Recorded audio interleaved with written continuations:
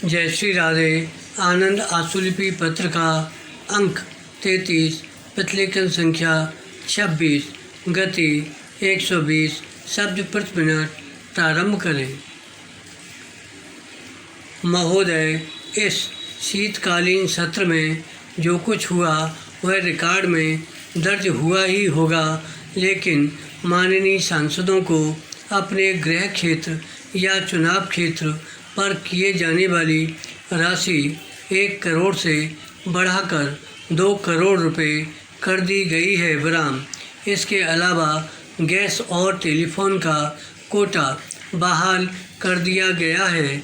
इतना सब होने के बावजूद भी यदि जनता सांसदों पर यह आरोप लगाए कि एक पूरे 18 दिन चले संसद सत्र में सिर्फ इतना ही कार्य निपटाया जा सका, तो इसके लिए संसदीय कार्यमंत्री को जिम्मेदार नहीं ठहराया जा सकता।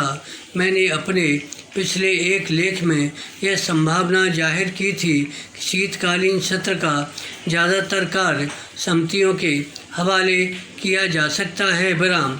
संयोग से यह आशंका सच साबित हो गई बराम।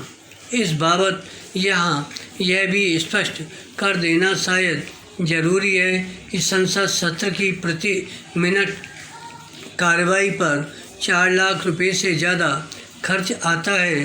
कभी कभी यह कार्रवाई देर रात तक भी चलती है, फिर भी संसद सत्र का महत्व बना रहेगा। लोकतंत्र में संसद ही एक ऐसी संस्था है जो कि सर्वोच्च है, इसलिए इस सर्वोच्च संस्था का महत्व भी सर्वोच्च ही होना चाहिए बराम।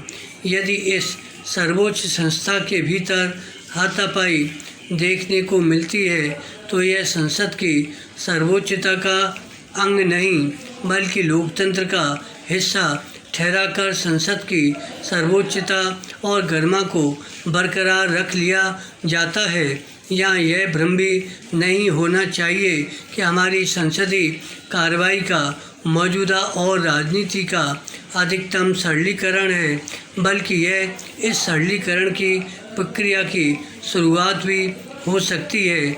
इसके अलावा चालू दशक में दुनिया के देशों में आर्थिक उदारीकरण की चर्चा जारी है, लेकिन राजनीतिक उदारीकरण की मिसाल भी संसद के शीतकालीन सत्र के अंतिम चरण में तब दिखाई पड़ी जबकि संसदीय कार्य मंत्री श्री मदन लाल खुराना ने राष्ट्रपति महोदय से माफ़ी मांगी और इसका ऐलान भी किया। इसमें कोई शक नहीं कि माननीय प्रधानमंत्री जी को अपने पूरे मंत्रिमंडल में संसदीय कार्यमंत्री के रूप में श्री मदन लाल खुराना से बेहतर कोई और सांसद नहीं मिल सकता था। यदि यह जिम्मेदारी श्री खुराना के अलावा किसी अन्य को सौंपी गई होती तो शायद संसद सत्र का नतीजा ज़्यादा कुछ न निकलने पर भी इतना सार्थक नहीं हो सकता था जितना कि श्री खुराना के चलते हो जाता है।